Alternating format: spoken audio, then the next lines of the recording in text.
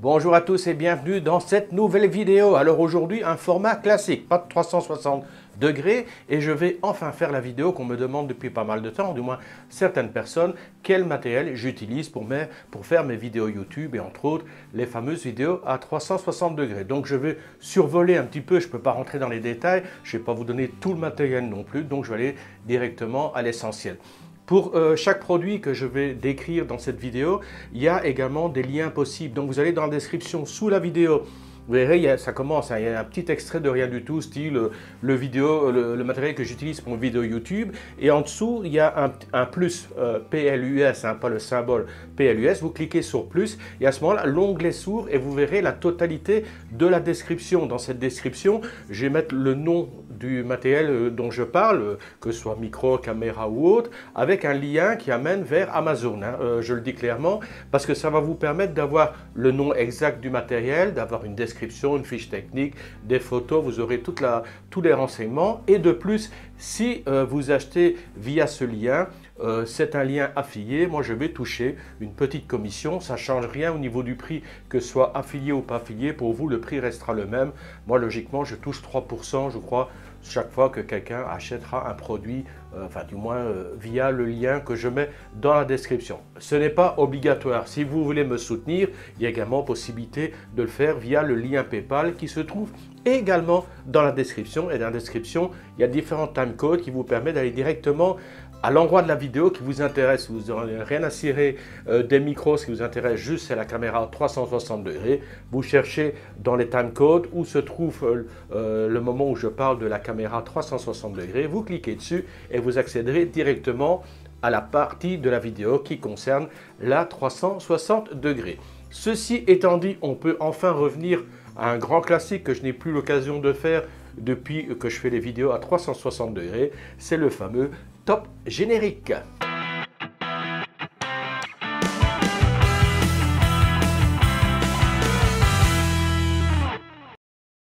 Alors les vidéos, je les ai débutées de manière très basique. À la base, j'ai voulu répondre à une vidéo postée par un internaute qui parlait de la Thaïlande de façon complètement rocambolesque.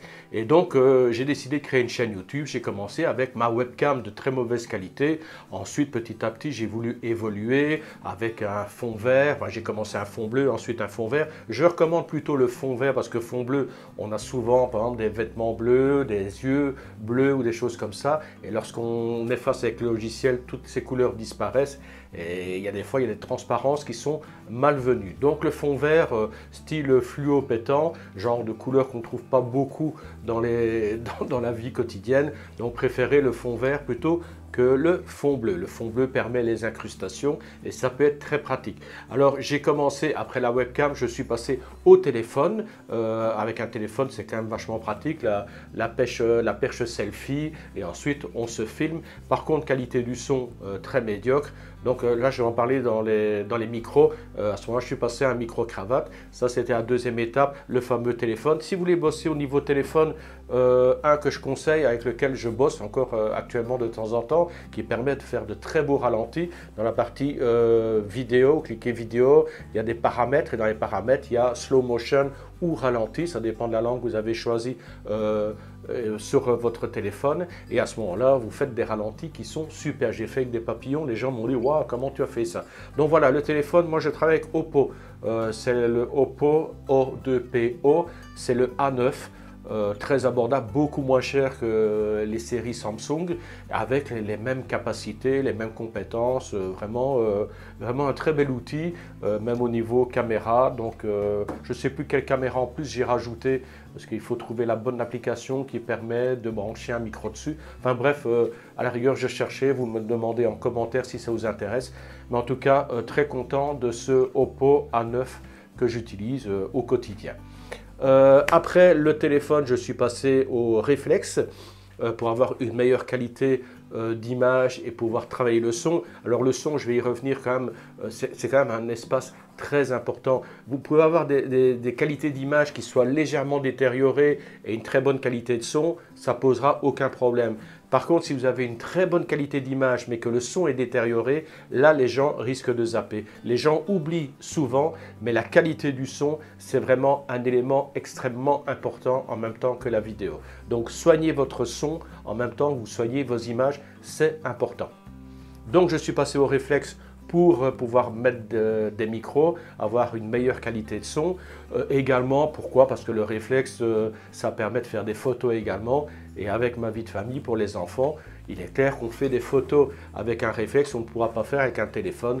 Donc voilà, je suis très content de cette acquisition, même si je l'utilise de moins en moins. C'est vrai qu'avec la nouvelle caméra 360 qui permet de faire des vidéos et également des photos, et avec pas mal d'options, vous allez le découvrir, c'est vrai que le réflexe est un peu, reste de temps en temps dans sa boîte, mais dès que je dois faire des bonnes photos, je le sors. Et alors, à l'époque où j'utilisais le réflexe, là, j'ai travaillé sur les micros. Alors, le micro que j'ai acheté, je vais vous le trouver, c'est le Rode Wireless Go.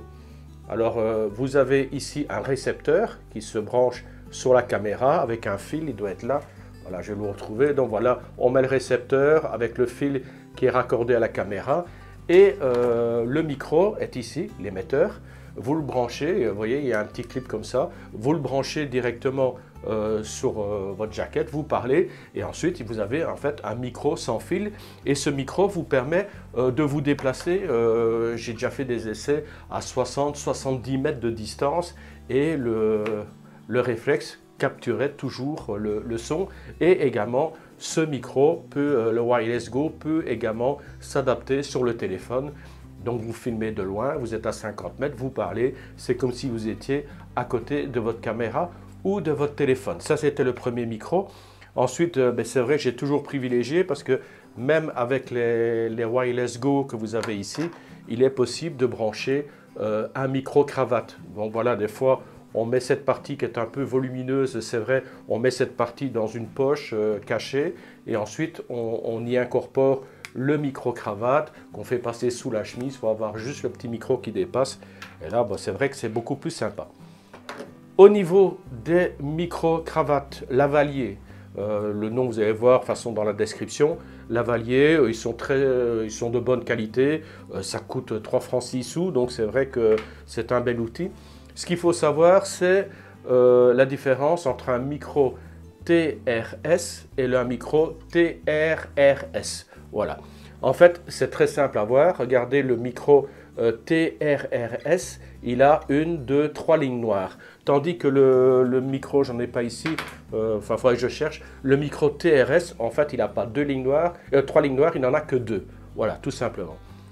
À savoir que la sortie d'un téléphone, c'est en TRRS. Donc, vous devez avoir un micro qui a les 3 lignes noires pour le brancher à votre téléphone. Si par malheur votre appareil ne prend pas les TRS, mais du TRS, donc les 2 lignes noires, vous avez des adaptateurs qui permettent de passer de 3 lignes noires à 2 lignes noires ou inversement de 2 lignes noires à 3 lignes noires. Donc quand vous achetez un micro, pensez avoir, vous avez ici par exemple un micro 3 lignes noires TRRS, pensez à acheter également un adaptateur qui va du TRRS au TRS, donc il va des 3 lignes noires vers les 2 lignes noires. Comme ça, ça vous dépendra si vous changez d'appareil et que cet appareil ne prend pas les 3 lignes noires, ne prend que les 2 lignes noires, vous branchez votre adaptateur et le micro continue à fonctionner. Voilà. Autre micro, ben oui, celui que je viens d'acheter dernièrement pour vraiment avoir une qualité de son supérieure, surtout avec ma caméra 3D. C'est c'est le Zoom H1N. Donc voilà, il est sympa, il a une bonne qualité de son, facile d'utilisation. Je branche directement mon micro-cravate avec où j'ai mis l'adaptateur, puisque mon micro-cravate c'est un à 3 lignes noires. Et par contre ici, le Zoom H1N1, il prend les 2 lignes noires. Voilà, donc j'ai mis un adaptateur et c'est parfait comme ça. Alors, on va attaquer le vif du sujet, ce que les gens attendent depuis un petit bout de temps, c'est la fameuse caméra Insta360, ma caméra à 360 degrés. Voilà, alors je vais enlever le cache, vous voyez, il y a un petit cache pour protéger les 2 lentilles. Et voilà, attention, vous allez être surpris, voilà la caméra que j'utilise pour faire les 360 degrés. Ah oui, là, avouez que... Et encore, cette caméra est divisée en 3 parties. Donc, je vais vous faire ensuite une petite vidéo à part sur la table pour vous montrer ces 3 parties. Il y a, en fin de compte, la batterie. Il y a un élément ici qui est l'unité centrale. Et la lentille est ici. Voilà. Or, cette lentille est interchangeable. Ça veut dire on retire la batterie, on sépare l'unité centrale de la lentille et on met une autre lentille. J'en avais une autre, une 4K, voilà, qui permet de filmer en 4K. Celle-ci filme à 360. Si vous observez bien, il y a 2 lentilles, une devant, une derrière, voilà. Et ça filme tout. Ça filme, en fait, chaque caméra filme à 180 degrés, un peu plus de 180 degrés, pour dépasser, pour couvrir également l'épaisseur de la caméra ici. Et ensuite, une intelligence artificielle va réunir ces 2 images et éliminer les éléments qui ne servent pas. Ce qui explique pourquoi il y a des gens qui me disent « mais comment ça se fait qu'on ne voit pas ta perche ?» Mais en fin de compte, ça filme également vers le haut et vers le bas à un peu plus de 360 degrés et l'intelligence artificielle étudie les images, les associe en éliminant le fameux bâton, le fameux stick qui me sert à maintenir la caméra. Alors pour la caméra, évidemment, il faut acheter des accessoires parce que là c'est la caméra telle qu'elle. Alors il vous faut un boîtier. Voilà, moi j'ai choisi celui de la marque Ulanzi. Ils ont également des boîtiers Insta360, mais je les aime pas. Voilà, ça il est un peu différent. Je l'aime pas parce que les ouvertures sont plus petites et c'est difficile pour passer ses doigts. Donc en fin de compte, voilà le boîtier.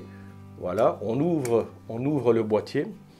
Ensuite, on prend la caméra en vérifiant que les touches, vous avez les touches pour démarrer la caméra et démarrer l'enregistrement, correspondent bien à l'ouverture du boîtier. Voilà, je rentre la caméra, hop, je referme le clapet et voilà, la caméra est sécurisée et elle est voilà, dans le boîtier. Et le boîtier, je l'ai rattaché à un stick, voilà, qui peut s'ouvrir jusqu'à 70 cm. Il y a des sticks beaucoup plus longs. Là, j'ai un autre stick qui monte jusqu'à 3 mètres. Et croyez-moi qu'il y a moyen de faire des images qui sont vraiment sympas. Surtout avec le concept, vous imaginez, vous êtes au-dessus d'un précipice. Vous sortez votre caméra avec la perche de 3 mètres. Vous êtes à 3 mètres au-dessus du vide. Et ensuite, l'intelligence artificielle vous élimine cette fameuse perche de 3 mètres. Ça veut dire que vous avez... ça donne l'impression que vous êtes suspendu, enfin que la caméra est suspendue dans le vide et vous pouvez regarder à 360 partout. Enfin, il y a moyen de faire des beaux plans de vue. Il y a aussi, enfin, vous irez, je vous conseille d'aller sur, si vous êtes intéressé par ce type de caméra, d'aller sur YouTube et vous verrez, il y a des quantités de vidéos qui vont vous présenter tout ce qu'il est possible de faire. Et croyez-moi, des ustensiles, il y en a. Pourquoi? Parce que Insta360 a fait le concept pour que tous les accessoires, les attaches correspondent à la GoPro. Donc tout ce qui fonctionne pour GoPro fonctionne au niveau accessoire, fonctionne également pour Insta360. Si vous voulez faire, parce qu'ici les objectifs sont interchangeables, on peut mettre de la 4K, on peut mettre un objectif à 1 pouce, mais si vous voulez faire que de la 360, il y a un autre modèle qui existe, un nouveau modèle X1 qui est plus fin, plus rectangulaire. Mais j'aime pas trop parce que la caméra, la batterie, tout est incorporé. C'est une pièce qui est cassée, ben c'est tout qu'il faut changer. Ici, vous cassez un objectif, ben vous avez toujours la batterie, vous avez toujours l'unité centrale. Vous n'avez que la lentille à acheter, que la partie lentille à acheter et non pas l'ensemble de la caméra. Au niveau du montage, attention, parce que quand je fais des montages, moi, je fais véritablement de la 360. Voilà, je monte partout. Je suis, je pense, un des rares à utiliser ces fonctions. La plupart des gens, parce qu'il y a, lorsque vous achetez une Insta360, il y a également des logiciels qui sont fournis.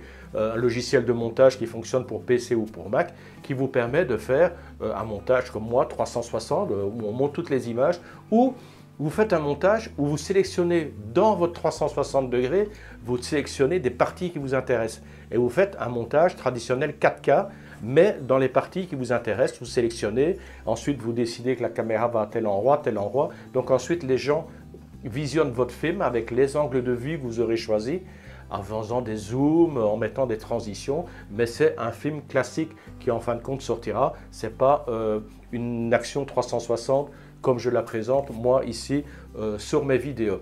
Avec l'application sur votre téléphone, vous avez également une application pour faire du montage directement depuis votre téléphone.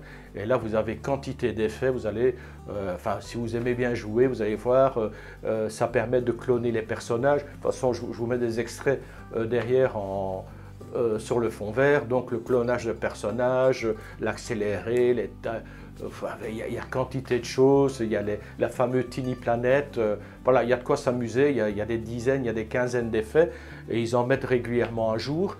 Il y a tout le matériel qui vous permet de faire des tas de prises de vue différentes avec la perche, en attachant, comme je l'ai fait dernièrement, vous avez vu, j'ai acheté ici une pièce pour pouvoir attacher sur du plastique. Moi je l'ai mis sur le pare-brise avec ce petit stick supplémentaire creux pour le vent que j'ai rajouté pour surélever légèrement la caméra et gagner 15 à 20 cm de hauteur, ne pas être à ras du toit de la voiture, mais être légèrement au-dessus. Je pense que ça ouvre en qualité.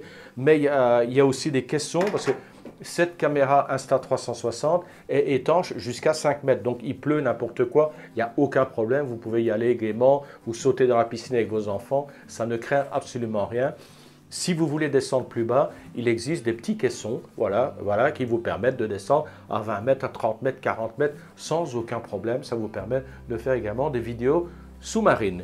Alors, je pense que j'ai fait le tour, hein, je crois que j'ai rien oublié. Je suis désolé si j'ai été un peu long. En tout cas, si vous avez des questions, vous n'hésitez pas. Je vous ai mis des liens de toute façon pour le matos. Et à partir du moment où vous avez un lien, le nom Insta360 One Air Twins pour l'édition que j'ai pris, à ce moment-là, vous cherchez sur YouTube, vous allez avoir des quantités de logiciels qui expliquent bien mieux que moi et surtout que je n'ai pas le temps en quelques minutes de vous montrer toutes les possibilités des différents matériels que je vous ai présentés. Voilà, c'est tout pour cette petite vidéo. N'hésitez pas à vous abonner pour ceux qui ne l'ont pas encore fait, à mettre un commentaire, des petits pouces haut, bas dans tous les sens. Et puis on se retrouve très vite avec des nouvelles vidéos en 360 degrés. J'ai tourné des vidéos ici dernièrement dans la province de l'Œil. J'ai été tourné en avion, je suis parti à Bangkok. Vous allez avoir des images de Don Muang que vous n'avez jamais vu. Vous n'avez jamais vu Don Muang de cette manière-là. Donc voilà, je vous présente ces images très bientôt sur cette chaîne. Et puis, d'ici là, avant de vous retrouver, je reprends la formule consacrée. Salutations tropicales des bords du Mékong. Bye bye.